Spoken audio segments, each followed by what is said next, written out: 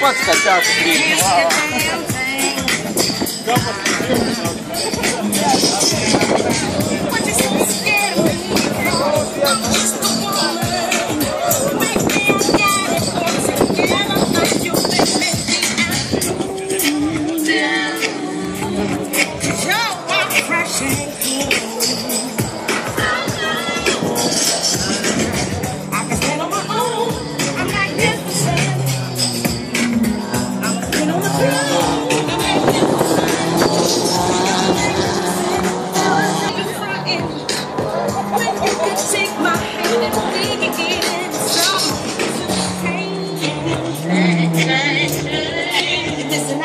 Čia ketvirtoji grupė šiuo metu važiuoja.